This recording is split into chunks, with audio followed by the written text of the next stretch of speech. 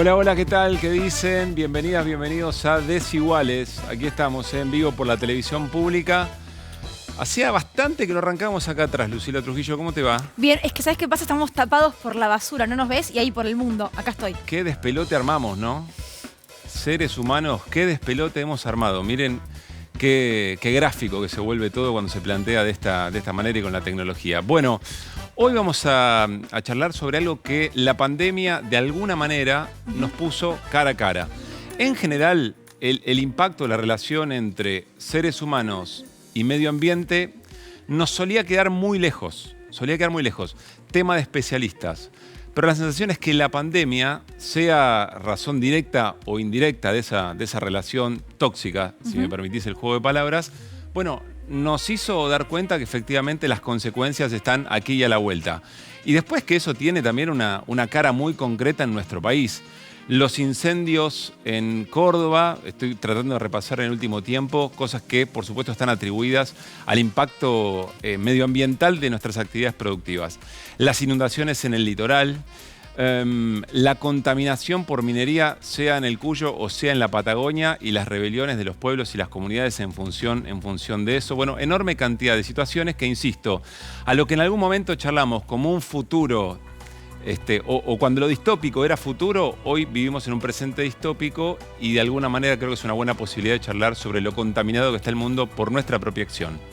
En uno de los informes que vamos a compartir en un rato nada más, uno de los protagonistas dice textualmente: el calentamiento global es la fiebre, la humanidad es el virus. Bueno, estamos en el medio de una pandemia, nunca hay que olvidarnos de eso. Desiguales comenzó en el medio de una pandemia. Pero lo que yo me pregunto es, nosotros como individuos, quizás de manera personal, incluso colectiva en un grupo, queremos cambiar algo. Queremos colaborar, queremos ser útiles en esta situación. ¿Reciclando basura alcanza? ¿Usando copa menstrual alcanza? ¿Teniendo una huerta alcanza? ¿Siendo vegetarianos o veganos alcanza? ¿O es necesario un Estado con políticas públicas? Y no solo un Estado, sino un continente, un mundo con políticas públicas que vayan en determinada dirección. Eso es un poco lo que nos queremos preguntar hoy. ¿Alcanza con la conciencia ciudadana? ¿O hay algo mucho más allá? Como cuando hablamos, por ejemplo, de educación, cuando hablamos, por ejemplo, de odio, digo, ¿alcanza con no querer hacerlo uno? ¿O dependemos de algo mucho más grande? Voy a venir incluso un poquito más acá, insisto, para tener bien a mano de qué vamos a hablar hoy en Desiguales.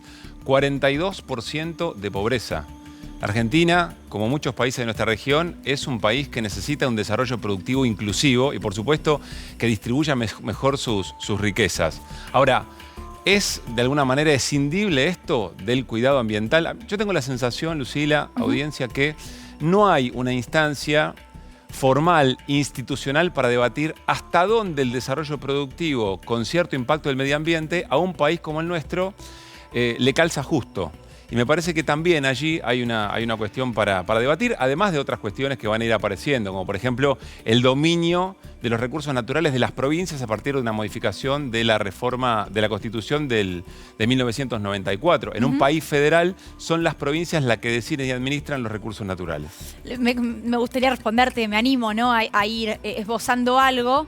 Bueno, como estamos hasta ahora, en cuanto a pobreza no nos fue tan bien. Digo, los números no mejoraron mucho. En cuanto a ambientalismo, ¿nos fue bien o nos fue mal? Digo, ¿hay que cambiar el modelo productivo? ¿Qué tipo de preguntas tenemos que hacernos como sociedad y, por supuesto, el gobierno desde el Estado? Todo esto lo vamos a debatir con Mercedes Pombo. Ella es integrante de Jóvenes por el Clima, además es militante ambiental, y con Patricio Lombardi, que es el primer ministro de Cambio Climático. Bueno, en este caso es de la provincia de Misiones, pero diría yo de Latinoamérica. Ya lo vamos a seguramente a hablar con él. Está, por supuesto, Darío Stanraiver para darnos su visión, para cuestionarnos, para respondernos también, ¿por qué no? Pero si les parece, vemos el primer informe. Atención, porque vamos desde el Papa hasta Greta Thunberg. Todos hablan, atención con los llamados de alerta. Para todas las creencias religiosas, el ambiente es un bien fundamental. El abuso y la destrucción del ambiente al mismo tiempo van acompañados por un imparable proceso de exclusión. Necesita una política ambiental activa que promueva una transición hacia un modelo de desarrollo sostenible, de consumo responsable y de valoración de los bienes naturales. Por eso hemos tomado como primera decisión jerarquizar como ministerio al área ambiental. Hoy, en el Día Mundial del Clima, el presidente Alberto Fernández recibió una carta de su par de los Estados Unidos, Joe Biden, en la que este último lo invita a participar en una cumbre de líderes sobre cambio climático virtual que tendrá lugar los días 22 y 23 de abril próximo. En Misiones, cuando los chicos juran a la bandera, así como juran a la bandera, le juran lealtad al medio ambiente. Al ministro secretario de Cambio Climático de la provincia de Misiones, el único en la Argentina y el único en Latinoamérica, ministro. Por ahora sí. ¿Cómo le va? ¿Cómo anda? Bien, bien, gracias. ¿Por ahora sí? Sí, por ahora sí. Esperemos que esto se pueda replicar a otras jurisdicciones.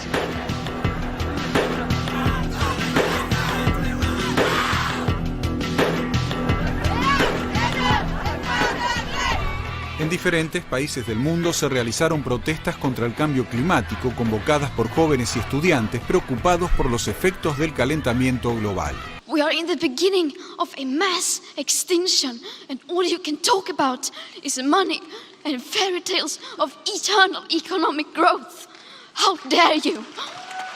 Pero ya sean negacionistas, escépticos o críticos, todos coinciden en criticar al ecologismo por querer frenar el progreso. Lo denominan ecomarxismo, como un primer paso para liquidar el capitalismo. En España y en gran parte del mundo, el debate sobre los retos del clima y sobre la necesaria conservación de la naturaleza es un debate fuertemente distorsionado por quienes lo aprovechan para promover su agenda oculta, la agenda sandía, porque por fuera es verde, pero por dentro es roja. La de la sandía es buena, ¿eh? Es muy buena. Hay una cosa muy interesante que pasa un poco desapercibido. Creo que la dice el presidente Alberto Fernández, habla de consumo responsable, que es, me parece también, uno de los ejes que podríamos abordar. Querido Darío, ¿cómo anda? ¿Cómo andan? ¿Bien? Hola, ¿Está preocupado por Estudiantes de La Plata? Estaba ganando por ahora. Muy bien. Veremos. Hasta el minuto 90 La agenda importante. no sabemos. ¿Cómo molesta el ambientalismo? De alguna manera se viene consolidando, me parece, como una nueva fuerza de lo político. Muy similar a lo que fue en su momento el feminismo, que cuando surgió lo que generó fue mucho rechazo, como rechazo también en el sentido de considerarlo inofensivo, algo que no tiene, digamos, demasiada lógica, ¿no? Como que sacárselo de encima, como, y algo muy utópico en el peor de los sentidos, ¿no?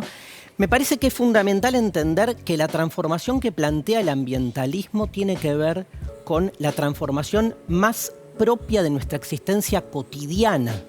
O sea, ¿por qué es profundamente político? Porque toma el lema feminista de lo personal es político y propone un cambio concreto en lo que es nuestras formas diarias de consumo cotidiano.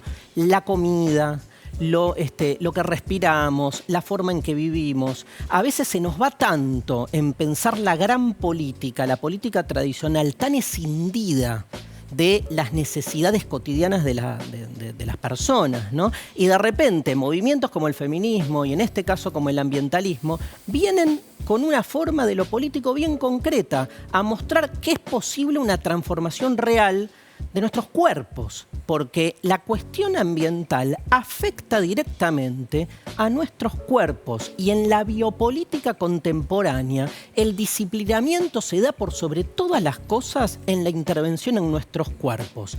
Comer no es un hecho gratuito ni inocente. Nos metemos de todo por la boca y eso genera una incidencia directa después en lo que es nuestra propia corporalidad. Michel Foucault hablaba justamente de los cuerpos domesticados de esta manera, económicamente rentables, decía Foucault, y políticamente dóciles. Eso es lo que busca el poder. Y una de las formas más categóricas de ejecutarlo tiene que ver con situaciones que nos parecen pequeñas. El cuidado del medio ambiente. La escuchaba Luli muy bien haciéndose las preguntas que hay que hacerse en la introducción. ¿Realmente uno piensa que el reciclar los desperdicios está cambiando el mundo? Yo creo que sí. Y creo que es la única manera por la que podemos pensar en un mundo distinto. Bueno, se lo quiero preguntar a ellos dos, los voy a presentar de manera formal primero. Ya la vieron antes en pantalla, hablo de la primera invitada que es Mercedes Pombo. Es muy joven, la están viendo. Es militante ambiental, es estudiante de filosofía y es referente de Jóvenes por el Clima. Y está Patricio Lombardi también con nosotros. Mencionaba Lucile, también aparecía. Que es muy joven también, en el primer informe. Está muy bien la aclaración. Todos somos jóvenes. Todos. Ya lo dijo todes. Nacha Guevara en este programa. Por eso lo digo. De colección. Ministro de Cambio Climático de la provincia de Misiones. El primer ministro de Cambio Climático de América Latina. Además de licenciado en Relaciones Internacionales. Bueno, me la he dejado un poco picando Darío y yo quizás introducía el debate hace minutos nada más. ¿Alcanza con estos pequeños cambios? Porque yo lo que siento a veces es, bueno, es un privilegio de clase poder realizarlos en un punto, ¿no? Digo, elegir qué comer, qué no comer. Sabemos que incluso algunos tipos de comidas son particularmente caros y difíciles de conseguir. Poder utilizar determinada manera o tachos para reciclar. No sé, estoy pensando en el momento. ¿Se puede con eso? ¿Alcanza con eso?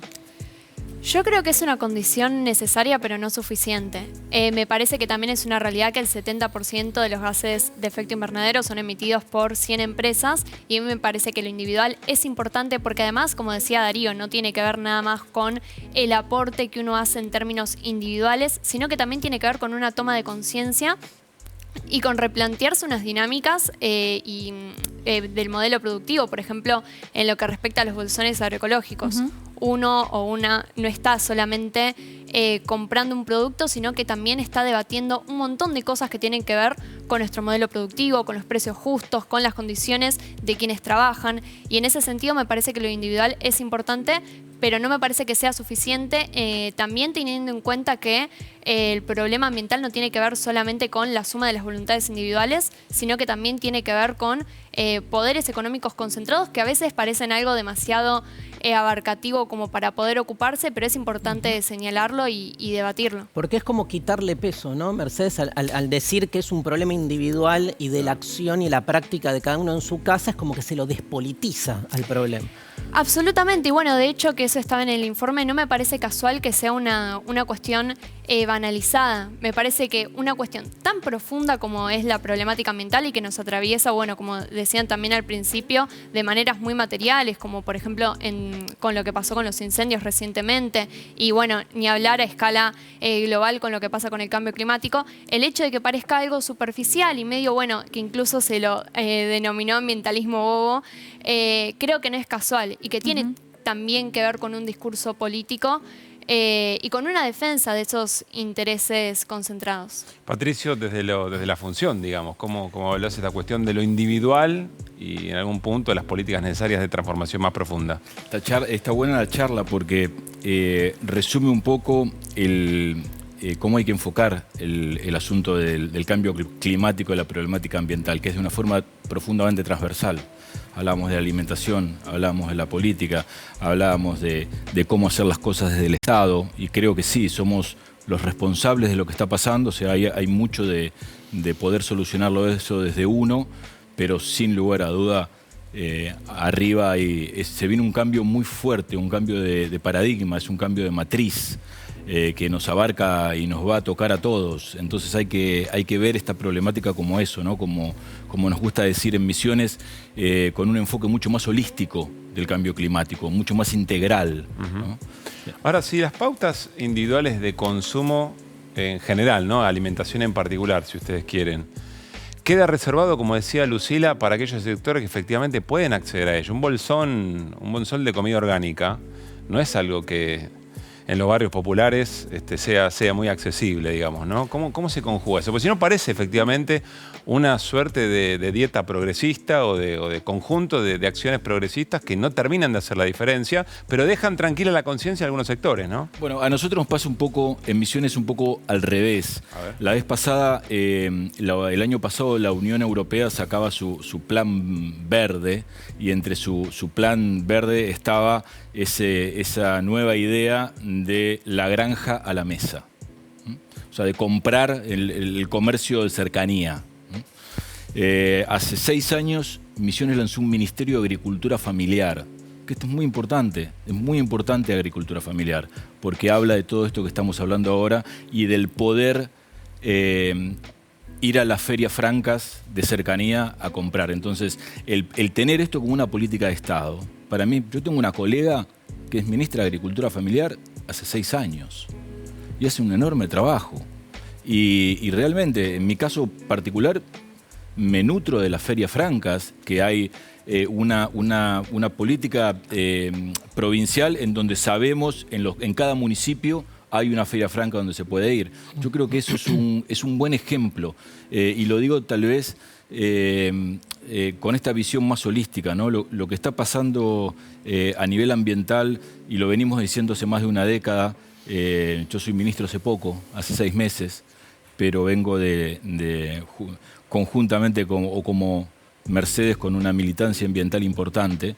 Y creemos eso, creemos que es el momento de ver el todo diferente, ¿no? ¿Vos, Mercedes, coincidís? Sí, yo creo que en lo que tiene que ver con, bueno, que también es otro discurso que está muy vigente, esta cuestión de que lo ambiental es una cuestión de chetos y que tiene mucho que ver también con esto de las acciones individuales, porque en definitiva están reservadas para quienes accedan a esa información o tengan el tiempo para ponerlas en la práctica o los recursos económicos.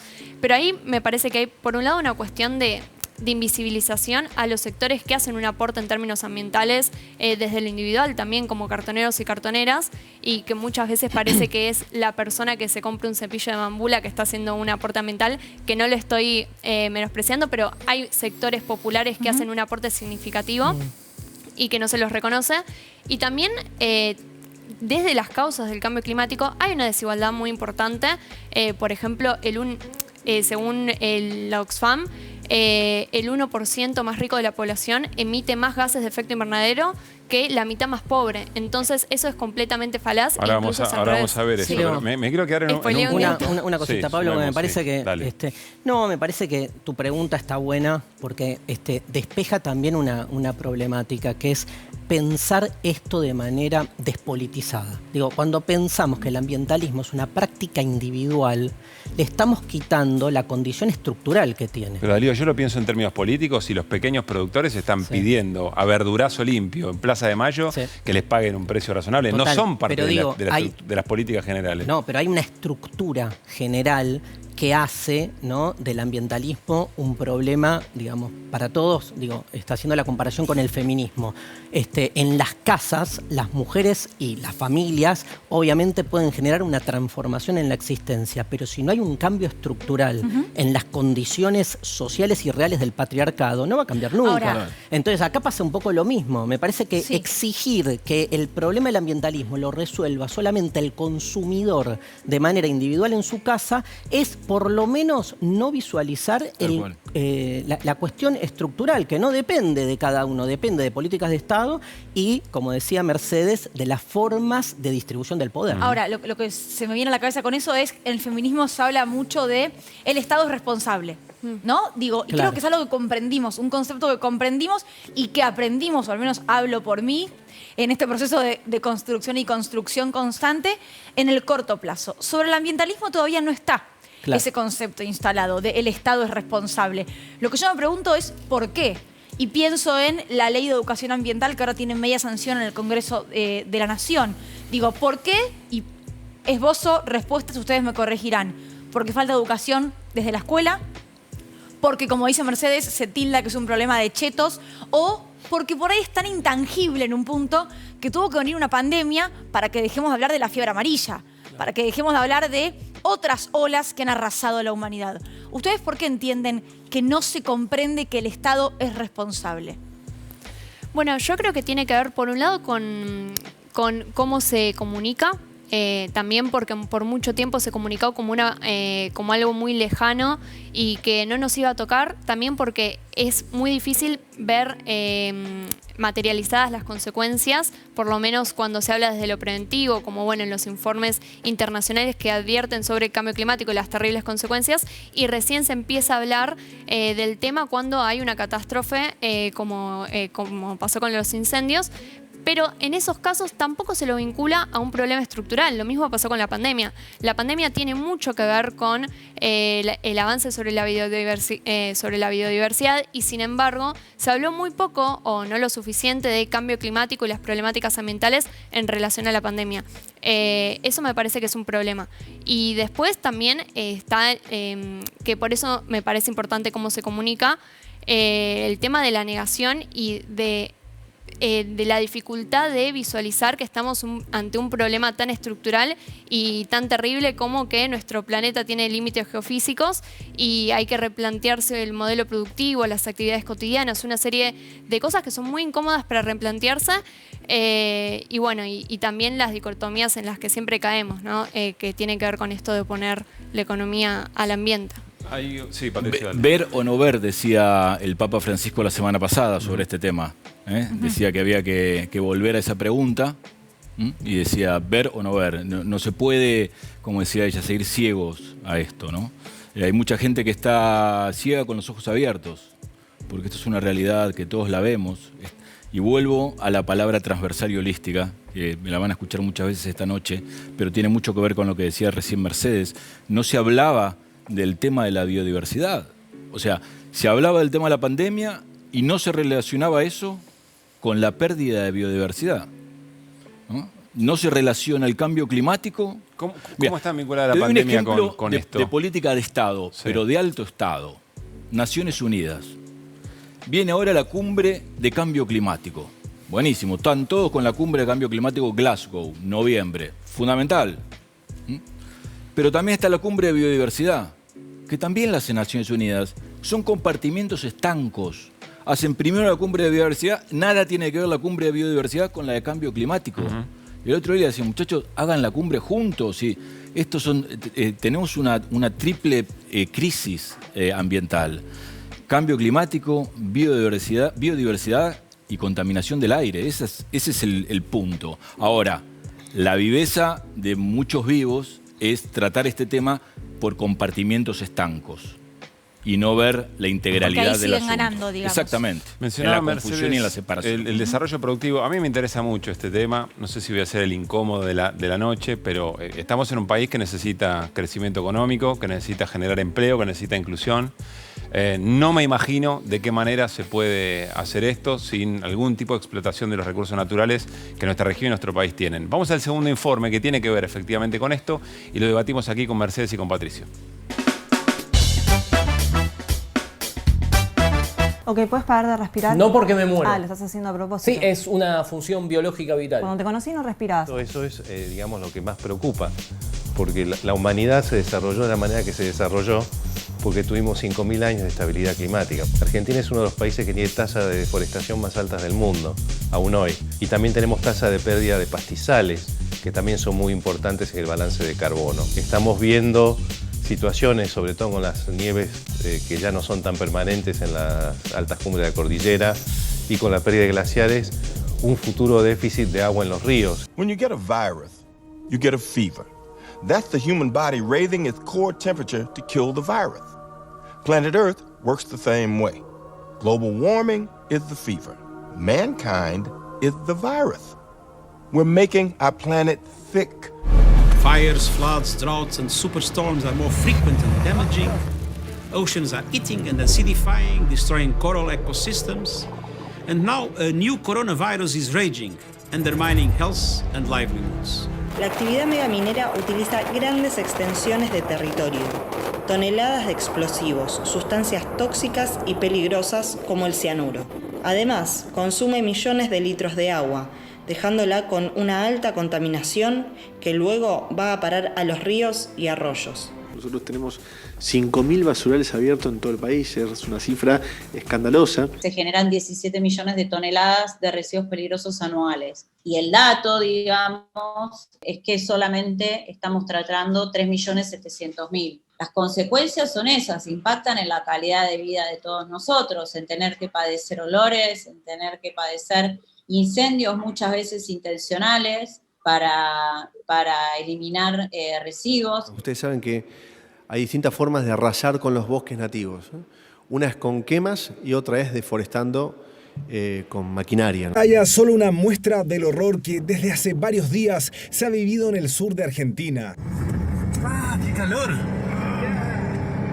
Desde el aire el desastre se aprecia en toda su magnitud. Inmensas columnas de humo se desprenden del suelo quemado. En un lapso de 3 horas, a partir de las 4 de la tarde, hubo simultaneidad en 7 localidades distintas donde se prendió fuego intencionalmente. Los especialistas en la zona indican que el fuego se prendió intencionalmente y el que lo hizo sabía muy bien cómo hacerlo para perjudicar. Ustedes saben que hoy tenemos 15 personas en condición de desaparecidas. Ya no tenemos que preguntarnos si está bien o mal talar un bosque nativo, si está bien o mal tener un basural a cielo abierto, si está bien o mal contaminar el agua. Todo eso es lisa y llanamente ilegal. Muy bien, allí estamos con nuestro segundo informe. Antes de ir al debate, recuerden, pueden participar activamente de Desiguales a través de la red social Twitter, #Desiguales. Producir y al mismo tiempo cuidar el medio ambiente. ¿Es una quimera? ¿Es posible efectivamente un desarrollo sustentable, pero que al mismo tiempo aproveche productivamente nuestros recursos? Patricio, arranco por vos. Yo creo que sí, creo que hay, no quiero ser referencial con Misiones, pero vuelvo al punto.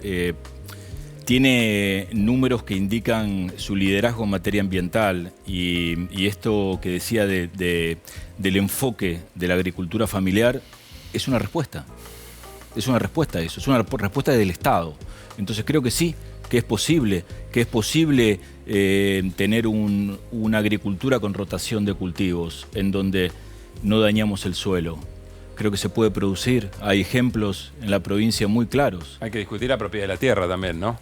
Sí, sin lugar a duda. Y hay que discutir también qué grupos están atrás. En el caso nuestro son todos pequeños productores. No tenemos, no es una provincia de que hay 3 o 4 dueños de la provincia. Son todos, claro, son todos 5 hectáreas, 10 hectáreas, 20 hectáreas, son todos pequeños productores. Entonces se va llevando a través de políticas de Estado a un entendimiento. Es una provincia que la mitad está arbolada. Tiene el 52% de la biodiversidad de toda la Argentina, del porteño, del fueguino, del mendocino, está en esa provincia. Ahora, Patricio, perdón, pero voy a ponerme en un punto en como la mala de la película. ¿Vos creés que en una mesa de negociación con los grandes ojeros argentinos, con industrias, bueno, que contaminan sin ningún tipo de culpa el riachuelo, se puede decir, bueno, che, planteemos nuevas reglas, a partir de ahora actuamos distinto? Yo creo que se puede porque hay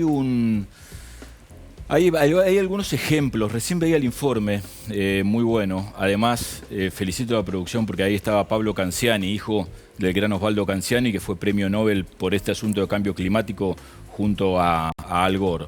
Pero sí, a mí me parece que sí, que se puede. Me perdí con tu pregunta. No, digo, negociar con los verdaderos la famosa dueños. Mesa de consenso. Claro. Sí, mirá, concretamente, hablábamos un poco antes de cámara, fuera de cámara, el Ministerio de Economía de la Nación Argentina, el ministro Guzmán, es un ministro que está muy consciente de estos temas. Yo entiendo que esto no se da de un día para otro. Nosotros también tenemos soja en la provincia, pero no es una provincia sojera, Luli, ni que le abrimos las puertas. Perdón, ¿se puede confrontar con el poder y exigir paridad de género en el mundo de la esfera pública y en el mundo de la esfera privada? No se está pudiendo.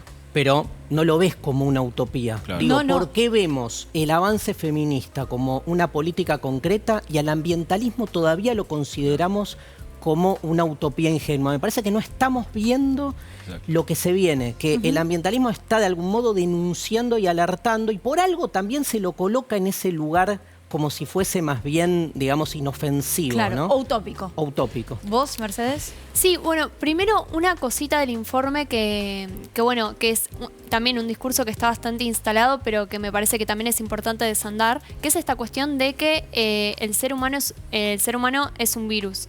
Que hay también una cuestión ahí que es relativa porque el problema justamente no es la humanidad, es que hay un sector, una minoría económica que pone el lucro por encima del bienestar de las grandes mayorías, y en ese sentido me parece que es importante replantearse también, esa forma de ver que también tiene que ver con los discursos que emergieron en esta pandemia, es decir, los discursos que contraponían lo económico, por ejemplo, a la salud, que por supuesto entendemos que son falsos, porque si colapsa el sistema sanitario, también colapsa la economía, y con lo ambiental pasa algo bastante similar. De hecho, desde un punto de vista, inclusive si nada más se mira la dimensión estratégica, vamos a estar frente a un escenario geopolítico en el que la Argentina también va a estar afectada por medidas de otros países que cada vez van a poner más restricciones siguiendo criterios ambientales. Entonces es importante que nos preparemos para ese futuro, y también entender que esta contradicción que se nos plantea tiene que ver también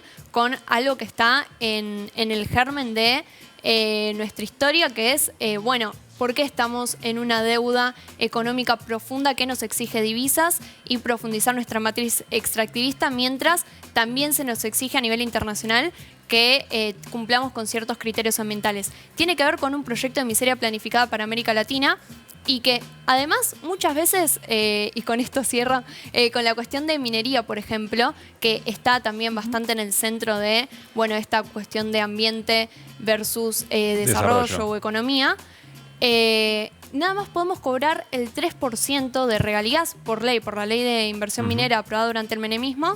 Es decir, que tampoco en términos de divisas implica un gran beneficio. Un gran beneficio. Bueno, pero ahí estás poniendo la discusión en otro lado. Ahí lo que está diciendo es, efectivamente, en un país, está muy bien lo que decís, en un país que necesita, con esa restricción externa que nos condiciona absolutamente para todo, vos tenés la posibilidad de exportar, por ejemplo, no solamente el bien primario, vamos a suponer litio, sino además producir las propias baterías que después generen efectivamente dentro del circuito productivo. Ahora, la discusión ahí es otra.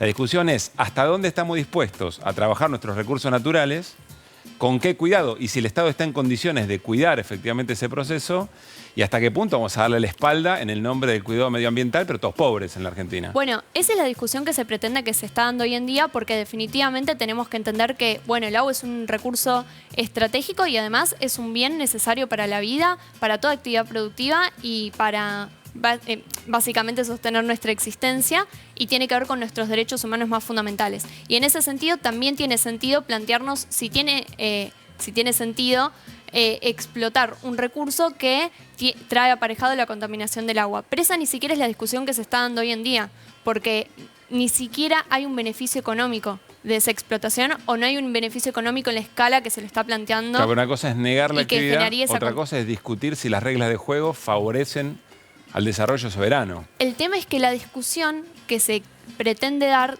sobre minería ni siquiera tiene, porque el lugar desde el cual se discute al ambientalismo es justamente desde lo económico. Y esa discusión ni siquiera hoy en día tiene sustento, porque tenemos no solamente la ley de inversiones mineras, un paquete de leyes perfectamente alineadas a los intereses de las transnacionales. No tenemos es un saqueo. Es un saqueo. Coincido. Ahora, 355.000 millones de pesos salen del presupuesto del Estado argentino para la minería. 355.000 millones de pesos, que no es una acción pro clima.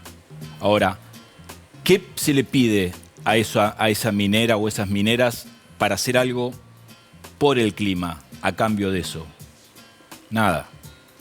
355.000 millones a las mineras, 600.000 millones a las hidrocarburíferas, ¿no? Pero entonces, Patricio, con esto que vos estás diciendo, con estos números, lo que entiendo es, desde el Estado entonces no hay una intención de transformación cultural y de cuidado del medio ambiente. Dos ejemplos te voy a dar de que el Estado hay.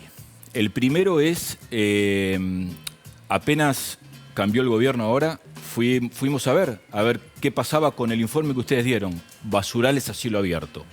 Se había ejecutado el presupuesto en la administración anterior del Banco Interamericano de Desarrollo para los GIRSU, que son los proyectos de basurales a cielo abierto, el 18% se había ejecutado, el resto no.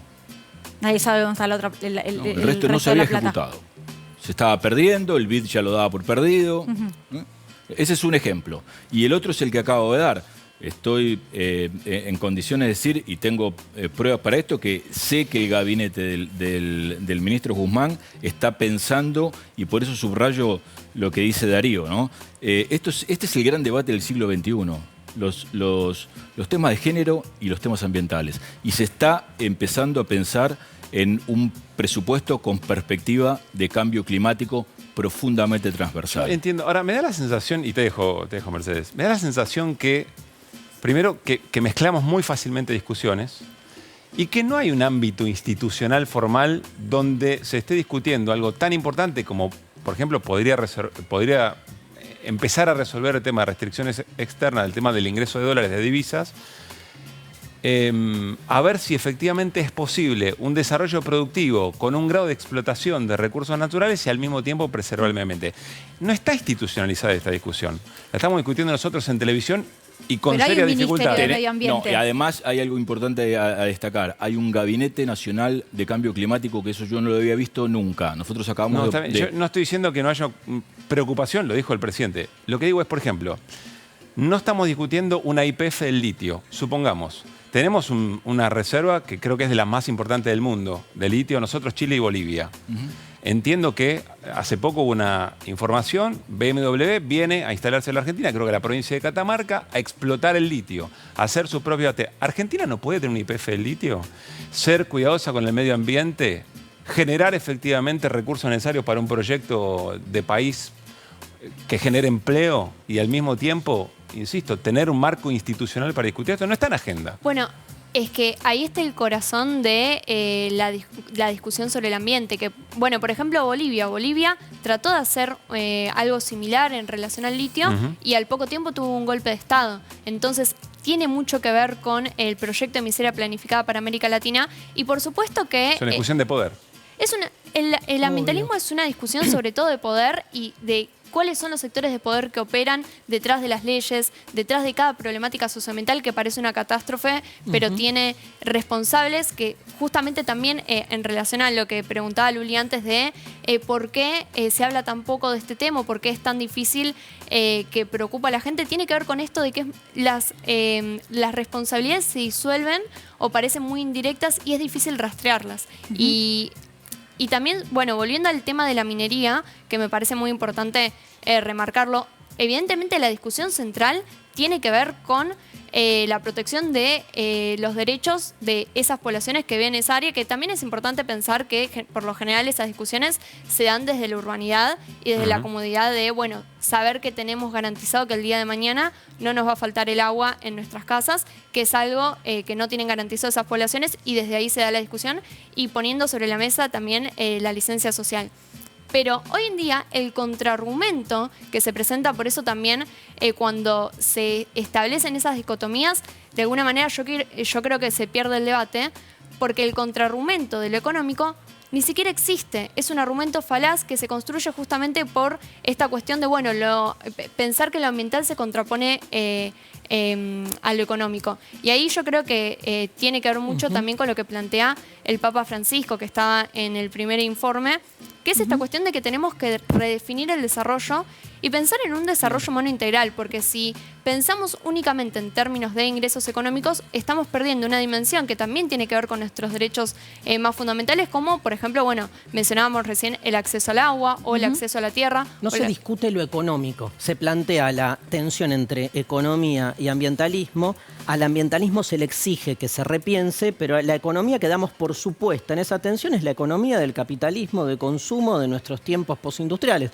O sea, no hay una revisión de cuál es esa economía que entra en tensión con el ambientalismo. Y tampoco hay una revisión del PBI, aunque Stiglitz y algunos lo están haciendo. Vos tenés una hectárea, por ejemplo, de monte. Hoy por hoy, para el PBI, una hectárea de 10 hectáreas de monte nativo que vive en comunidades aborígenes, que el 70% de los medicamentos oncológicos viene de un bosque biodiverso. Hoy para el PBI, esa hectárea que vive en comunidades adentro es una hectárea improductiva. Bueno, la tablo y planto soja y ahí se transforma en productiva. Claro. Para la medición del PBI de hoy. Lo que está diciendo Patricio viene de la mano de lo que te voy a mostrar ahora, porque digo, me lo diste el pie justo y vamos a hablar de una cancha de fútbol, así que bueno, queda todavía mejor la metáfora. Lo que estamos viendo ahí es un bosque y en 2019 se perdió cada un minuto una extensión equivalente a 10 canchas de fútbol. Eso que están viendo ustedes ahí equivale a 10 canchas de fútbol, lo que vendría a ser justamente Por minuto en el mundo. lo que se perdió por en minuto 2019. en el mundo. Quiero decir, la fuente es del informe global Forest Watch de 2019. Hablamos de bosques tropicales, en este caso. Por minuto. Lo que yo me pregunto es, ¿hay tanto? Porque digo, si uno piensa por minuto esa cantidad de extensión de tierra, es que estamos arrasando con todo. Digo, ¿qué queda? ¿Y qué impacto tiene, agrego yo? ¿Qué nos pasa cuando ocurre eso que mostraba Lucila? ¿Qué pasa? Pasa lo que está pasando hoy en el planeta con el cambio climático y con las temperaturas que tenés. Eso pasa. Pasa que enfermás al aire que respirás. Acá hay Te algo... vas cavando la tumba. Tal cual. Acá hay algo que nadie piensa porque tal vez no se ve y no se puede tocar.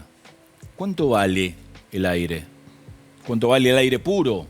No tiene precio. Pero si acá viene un auto, prende el motor, dentro de 10 minutos nos vamos a empezar a mirar a ver cómo salimos de acá, ¿no? Ahí sí va a tener un precio el aire. No hay que ponerle precio al aire, hay que ponerle valor, que es distinto. En mucha literatura futurista, el aire se vuelve un bien... Un commodity. Bueno, ¿qué es lo que pasó con el agua? ¿Qué es lo que pasó con el agua en su momento? ¿Por qué si pasó con el agua no va a pasar con el aire? ¿no? Y acá está donde el gran debate que tenemos nosotros. No está contemplado hoy los servicios ecosistémicos.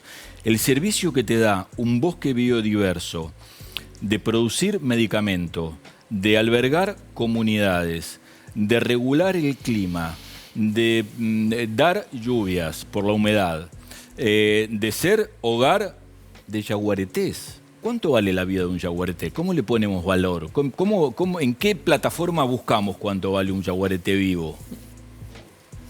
¿Qué es lo más grave que le pasa hoy a la Argentina en términos de impacto de cambio climático?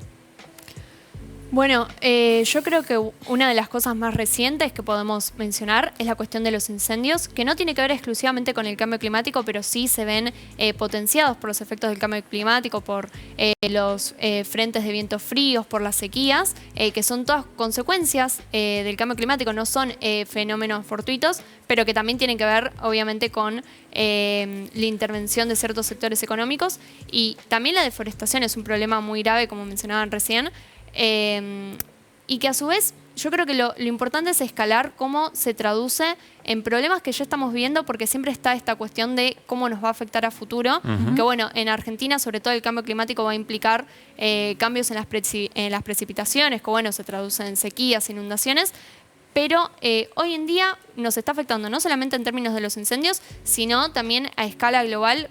Antes preguntabas por la relación entre el surgimiento de la pandemia y del coronavirus y el avance sobre la biodiversidad, que está muy conectada con la deforestación. Esto tiene que ver con que la diversidad biológica actúa como un cortafuego y hace que no se produzcan estos saltos entre especies que terminan llegando al ser humano. Y de hecho, bueno, hay una serie de enfermedades, no solamente el coronavirus, que emergieron de esta manera y se estima que en un futuro van a emerger más. En definitiva... O sea, acorralamos especies y en ese contacto tan hacen cercano lo que pueden, salta. Muta y... Salta. Claro. Muta, salta. Ahora, Lo acorralamos. En un momento el bichito que está dentro del bicho ese, que acorralamos y le quitamos su casa y lo diezmamos. 1 millón de especies están en peligro en este momento, lo dijo el secretario general de las Naciones Unidas. 1 millón de especies. ahora, escuchándolos, lo que me pregunto es, a vos, Patricio, como político en este caso, ¿cómo convencés, cómo explicás esto a aquellos con los que vos tenés que negociar, con los que tenés que armar políticas públicas y no comprenden la situación? Y a vos, Mercedes, ¿cómo militás esto desde la juventud, desde un grupo pequeño, si se quiere, en comparación con el feminismo como es ahora, pero como fueron las primeras feministas también en su momento, ¿no? Pocas y tildadas de locas, sin ninguna duda. Bueno, ustedes también, tildados de locos y locas. Eso, ¿cómo se enfrentan? ¿Cómo se convence? ¿Cómo se explica? Bueno, yo creo que por un lado, algo muy importante es tratar de no redundar en un discurso catastrófico de, bueno, estamos absolutamente perdidos y el futuro es distópico y nos va a ir muy mal, porque creo que eso genera impotencia, si bien realmente estoy haciendo todo lo contrario. Pero si bien realmente nos va a ir muy mal y nos vamos a morir. No, si bien realmente es una situación muy grave, creo que es importante a la hora de comunicarlo tratar de que existe una perspectiva también de que es una situación que se puede revertir, porque evidentemente se puede revertir y hay recetas que obviamente no están cerradas y se adaptan muchísimo a la situación de cada realidad geográfica, pero incluso el panel intergubernamental de cambio climático, que depende de la ONU, emitió informes que dicen qué políticas públicas se pueden llevar a cabo para tratar de revertir esta situación. Creo que es importante también vincularla a la realidad que estamos atravesando, porque en definitiva tiene que ver con cuestiones que nos están impactando en el presente, y es importante tomar esa dimensión, no pensar que bueno, es eso, es algo abstracto que nunca nos va a llegar. Y sobre todo vincularlo con la desigualdad, que creo que es uno de los grandes problemas que estamos atravesando como Argentina, que se refleja también en las cifras del segundo semestre, y que es algo que evidentemente nos preocupa mucho como argentinos y como argentinas, y que está muy relacionado también con un problema estructural en nuestra matriz productiva, y que para revertir eso también es importante que el ambientalismo esté sobre la mesa de discusión. La forma para comunicar es, para mí es, en gran parte es escuchándolos a ellos. Es la primera vez, creo, Darío me va a decir mejor, en la historia de la humanidad, que un chico puede educar a un adulto en dos aspectos. Le das un celular a un niño de 10 años, si me lo das a mí, lo va a manejar seguramente mucho antes que nosotros.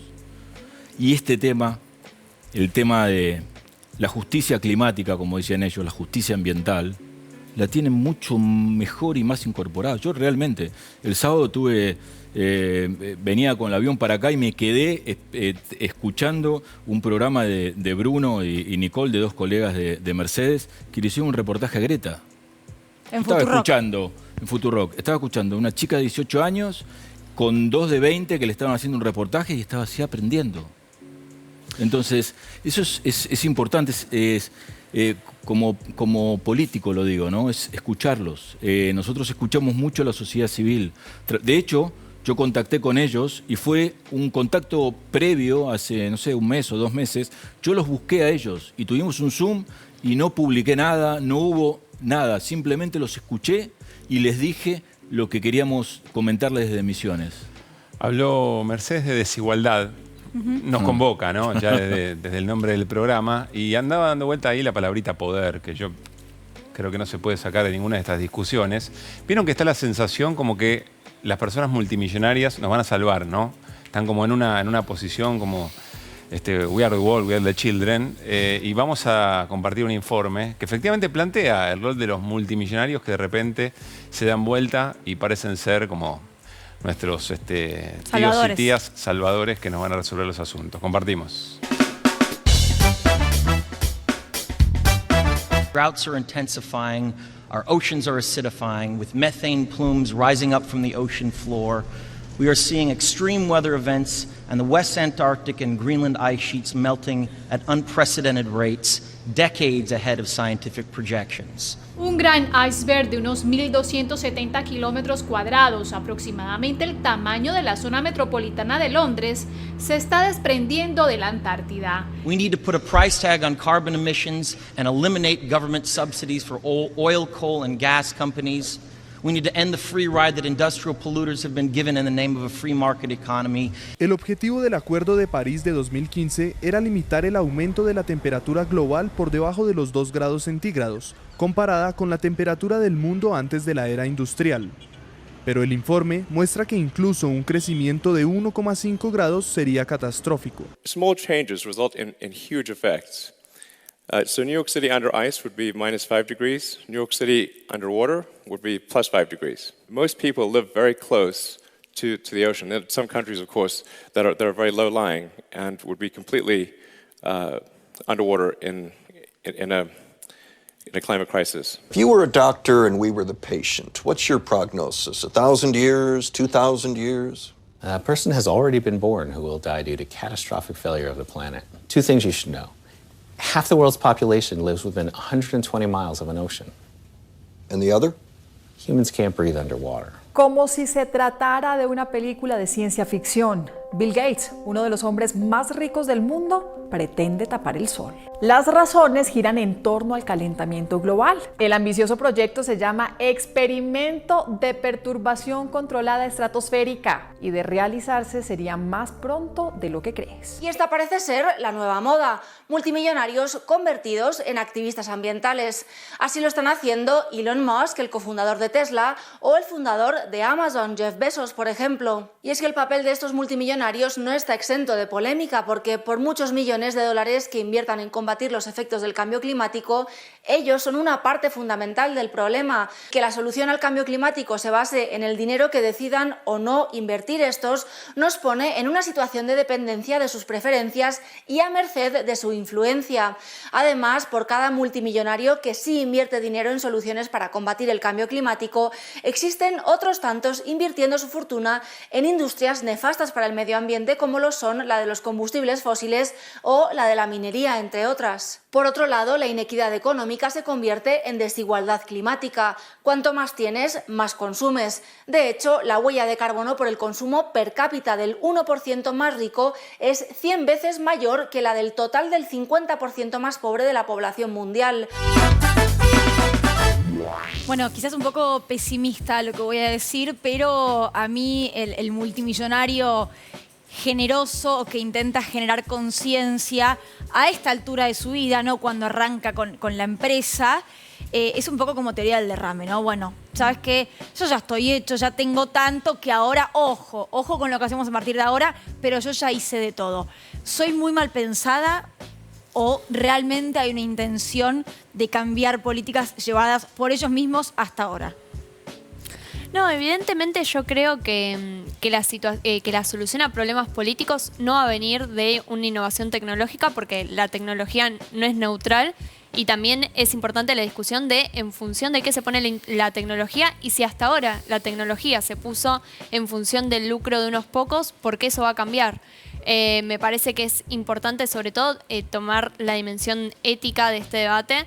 Y realmente dudo que 5 millonarios nos vayan a sacar de esta, porque de hecho son los que nos, como decía el informe, nos pusieron en esta situación. Y no solamente está en esta desigualdad desde las causas, sino que también está desde las consecuencias. Porque efectivamente esos sectores son los que más herramientas tienen y van a tener a la hora de enfrentar las consecuencias del cambio climático, y los sectores históricamente más postergados, que son también los que menos contribuyeron a esta situación crítica, son los que menos herramientas van a tener y los que más afectados van a ser por esta crisis.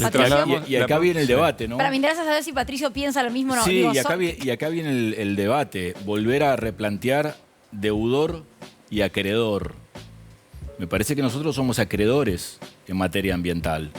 ¿Argentina o la región? Misiones sin duda es la locomotora de si fuese Europa, es la Alemania de esto. Pero Argentina, lo dijo Cabandier el otro día y coincido, es acreedora en materia ambiental. Es acreedora con respecto a de dónde vienen esta gente, ¿no? Es acreedora con respecto a Estados Unidos, es acreedora con respecto a China, que es el principal país contaminador. Digamos, no somos acreedores ambientales. Ahora, esto que acabamos de ver no es un capítulo más de estados versus corporaciones, porque si no hay políticas de Estado concretas, por más que haya gente muy buena y muy bien predispuesta para resolver alguno de los problemas, me parece que no hay solución. Sí, absolutamente. Además, ¿quién asume esos riesgos? Porque, bueno, de lo que se está hablando es un poco de geoingeniería, esta cuestión de alterar la atmósfera para poder revertir los efectos del cambio climático, y la verdad es que eso puede tener consecuencias terribles. Justamente hay un principio en cuestiones ambientales que es el de no innovar si no se saben las consecuencias, porque las consecuencias pueden ser catastróficas. De hecho, bueno, lo que estamos viendo tiene que ver con que con un aumento del 1.5 de la temperatura con respecto a niveles industriales, se producen una serie de consecuencias terribles para la humanidad, y se está hablando de alterar la atmósfera voluntariamente. Y es justamente una excusa para no cambiar el modelo productivo, porque si la solución está en la tecnología, entonces no hay nada que modificar en cómo venimos hasta ahora. Y sí, me parece que tiene mucho que ver con el debate de, bueno, cómo se afrontan las problemáticas con políticas públicas, que además tienen que ver con una representación elegida por la mayoría, por las grandes mayorías, o por una minoría que tiene el capital y el poder para tomar esas decisiones. Bueno, recién lo mencionaba en el informe, antes lo había dicho también Mercedes, hablamos de este 1% de la población y lo que genera en lo que tiene que ver con la huella de carbono. Ahí estamos viendo la imagen con realidad aumentada. El 1% más rico del planeta genera 100 veces más de gases de efecto invernadero que el 50% más pobre. Y ahí ven cómo crece y crece y crece y crece y crece y crece. Se mete en lo que son las luminarias de nuestro estudio aquí en la televisión pública y podría seguir. Muy gráfico esto, e irse. ¿no? Decirlo es complejo, pero verlo así... Bueno, verlo ayuda. Está muy claro. ¿No? Lamentablemente verlo ayuda. Y vos lo mencionabas más temprano, esto también. Me parece que cuando hablamos de desigualdad y cuando hablamos de relaciones de poder, siempre es muy claro quién pierde y quién gana. Y yo, Patricio, vuelvo a tu rol de político y al desafío que tiene ser... la política en general, ¿no? Claro, y ser ministro de Cambio Climático, ¿no? Digo, ir a las reuniones desde ese rol, desde ese lugar. Incluso me animo a decirte, a veces ninguneado por algún colega tuyo, ¿no? Como, ¡guau! Mis colegas me preguntan cómo va a estar el clima el fin de semana. Claro. ¿Creen que sos meteorólogo? Se creen que soy meteorólogo. Sé que soy meteorólogo. ¿Esto es literal? Exacto. Sí, en serio. Pero a ver, ¿cómo voy a...? ¿Te reís? ¿Qué haces? No, les digo el pronóstico. Me fijo en celular, Google y les digo. Claro. Y por ahí la pego, por ahí no. Pero a ver, ¿cómo voy a las reuniones? Realmente, y esto sí vuelvo a la provincia. Yo voy a las reuniones... El otro día tuve una reunión con la inglesa que está manejando la cumbre de Glasgow, ¿no? La embajadora inglesa. ¿Cómo voy a las reuniones? Voy a reuniones con una provincia que tiene un respaldo de la biodiversidad y de los bosques. Voy como acreedor. Yo me siento acreedor cuando me siento con ellos en materia ambiental. Entonces, sé que tarde o temprano esto que estamos hablando, esta batalla, la vamos a ganar. ¿Y vos sentís que te toman como tal cuando vos hablas como acreedor? Mirá, está buena la pregunta, porque la respuesta te lo puedo dar si te puedo dar una respuesta desde la provincia. Es una provincia muy respetada y muy conocida en materia ambiental a nivel internacional. Y te explico brevemente por qué. Hay dos, y esto se lo explicábamos al Papa Francisco hace exactamente un año en su casa en Santa Marta. Hay dos grandes, se lo explicaba el gobernador de Misiones, hay dos, y yo estaba presente, dos grandes manchones, el Amazonas y el bosque atlántico en América del Sur. El bosque atlántico llegaba desde San Salvador de Bahía hasta Misiones. Tigre, el municipio se llama Tigre y tiene un tigre porque el Yaguareté llegaba hasta ahí. Seguimos.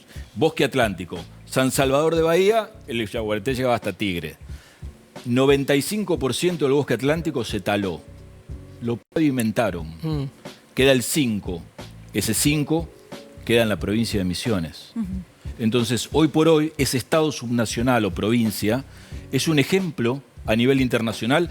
Apenas asumí, recibo una carta del Papa. Al mes de Lancet, la publicación, lanzamos el capítulo argentino. Es muy interesante cuando uno tiene un Estado que hace buenas acciones ambientales. Es muy bien reconocido y es muy bien recibido. Bueno, qué lindo podía ser plantear estos temas, insisto, ¿no? Estado versus corporaciones. A mí, yo quiero, no soy el pesimista del asunto, pero, o sea, no podemos que las empresas de alimentos bajen los precios. La ley de etiquetado está durmiendo y que de alguna manera también se relaciona con... Y no es partidario, este el tema de la ley de etiquetado. No duerme porque la oposición o el oficialismo transversal, como decía son los vínculos de Patricio. poder. No, pero son los vínculos de poder real con un sector de la Claro, política. claro, ¿no? claro. Bueno, sí, por supuesto. Pero no partidario, a eso voy. Me interesa mucho lo que dijo, lo que se planteó en un momento entre Darío y Mercedes, que despolitizar el asunto es como un plan maquiavélicamente armado y pensado, ¿no? Sí. Vamos a pedirles ahora que vayan a firmar a nuestra ventana una palabra, una frase, lo que quieran, lo que les dejó Desiguales. ¿A quién arranca? Mercedes primero. Mercedes. Y mientras tanto, te escuchamos a vos, Daro. ¿Sirvió para algo, Darío, este programa? No, sí, obvio. Sirve mucho tomar conciencia, este esclarecimiento. Hay un pensador que se llama Heidegger que cuando habla de la muerte dice que nos olvidamos permanentemente que la muerte es inminente. Me interesa la inminencia, significa que cualquiera podría morirse en cualquier momento, la inminencia, no hay plazo, ¿sí? El colapso ambiental es inminente. Como la muerte, es inminente, podría estar pasando ya. No es algo que va a pasar en el futuro. Todavía no sucede, podría suceder. La inminencia me interesa, es una categoría temporal que habla del presente y un poquito más. ¿Está por suceder? No, está sucediendo. No queda nada. Bien, allí está Mercedes en nuestra ventana, dejando alguna definición, alguna de las cosas que hayan surgido en la charla. Y en un ratito le va a tocar a Patricio también, ¿eh? Quiero aprovechar mientras estamos cerrando ya la... Y los que somos de filosofía no no tenemos mucha capacidad de síntesis. Claro, no, está bien, no, pero estamos bien, estamos bien. Necesitamos desarrollar, Patricio, te ¿viste? invitamos a pasar y mientras Mercedes nos va a contar a ver qué es lo que nos dejó. Sin justicia ambiental no hay justicia social, dice. Desarrolle. Sí. Ah, bueno, era con desarrollo. Ah, sí, te creías que era Pero no en modo filosofía. No modo Stan River, modo Caruso Trujillo. Bueno, es una frase que de hecho decimos mucho en Jóvenes por el Clima porque creo que sintetiza muy bien todo el trasfondo de la problemática que tiene que ver justamente con justicia social, porque en definitiva de lo que hablamos cuando hablamos de ambiente es de un futuro socialmente más justo y de un presente también socialmente más justo, y que es una dimensión que justamente es la más invisibilizada. Cuando se habla de ambiente, por lo general se habla en términos únicamente conservacionistas, de bueno, preservar la naturaleza como algo puro, impoluto, y también desde ese lugar se lo despolitiza, y me parece que es importante pensar que bueno, que nuestro futuro va a estar signado por esto y que también bueno, nuestra historia está marcada por las problemáticas ambientales que repercuten en la desigualdad. Aprovecho para mencionar que me pasa de la producción, hablamos de la basura hace un rato, hablamos del reciclaje, sí. Incluso en una reunión de producción yo he dicho para mí el tema, pasa Patricio, sí, esto es vivo, para mí el tema basura es un programa de por sí solo, ¿no? Seguramente en un tiempo lo tendremos y vamos a debatir sobre esto, pero desde el Ministerio de Ambiente y Desarrollo Sustentable hay un plan federal de erradicación de basurales a cielo abierto que tiene que ver con entrega de maquinarias e insumos para el cierre de estos basurales a cielo abierto y la construcción de centros socioambientales que permiten un tratamiento diferenciado y eficiente de los residuos. Cuando hablábamos de políticas estatales y no solamente del trabajo que hacemos en casa de separar lo que es basura seca, basura orgánica, bueno, la compostera tan de moda que se puso en la cuarentena, no la tengo yo, no tengo espacio para tenerla, pero también una iniciativa personal que se puede, bueno, transformar en otra cosa, ¿no? Pero como provincia doy fe de esto que dice la gente de ambiente porque es lo que hablaba antes, ¿no? Estos programas subejecutados que se están ejecutando ahora. Patricio, ¿qué escribiste? Un planeta saludable es un planeta biodiverso. Primero Misiones. Bueno, es claro, ¿no? Sí. Y sí, ahí estoy atando el tema del uso del barbijo con la biodiversidad. Ahí es una frase lo más holística que pude traducirla, abreviarla. Patricio, Mercedes, gracias por haber venido. Gracias a ustedes. Muchísimas gracias. Muchas gracias. Bueno, Stan River. ¿Cómo seguimos ganando? Pero eso te quería preguntar. No terminó. Seguimos ganando. ¿De qué cuadros son, Mercedes, Patricio? Yo soy de Ferro, pero es una cuestión familiar. Me encanta. ¿En serio? Sí. ¿Vos también? Sí. ¡No! Perdón, las únicas dos personas de Ferro. En un estudio de televisión. ¿Y de qué color es Ferro? ¡Verde! Le hicieron a propósito. No, esto es hermoso. Ferro es un club aparte que quiero mucho. He ido a ver Huracán en la cancha de Ferro, tablón de madera. Claro. Así que me cae muy bien Ferro. No, yo no puedo creer. Es muy impactante. No, bueno, esto es hermoso. El próximo miércoles tenemos un programa especial de Desiguales. Es el Día Mundial de la Salud y, por supuesto, en este contexto, además, un día en el cual hay muchos indicadores respecto de restricciones, ¿no? Por lo menos de medidas, vamos a plantear de esta manera. De medidas en el momento de la pandemia, pero muy bravo. Así que aquí vamos a estar discutiendo, por supuesto, la salud en el marco de la pandemia, pero la salud en términos generales, nuestros modelos, nuestro sistema de salud, su historia, su presente y las distintas gestiones, Estás ¿no? en modo filosófico vendiéndolo. ¿Yo? Me parece bien, no. porque yo no vengo el miércoles, así que... Esto es una joda. Directo. Se está relajando mucho el agua este programa. Asumí los dos roles, Caruso. Bueno, nos estamos yendo. Caruso Lombardi. Caruso, Yo te también, quiero. es mucho. Gracias de verdad. Gracias. Miércoles nos encontramos entonces a las 10 de la noche para hacer Desiguales. Un placer, gracias a todo el equipo detrás de cámara también. Adiós.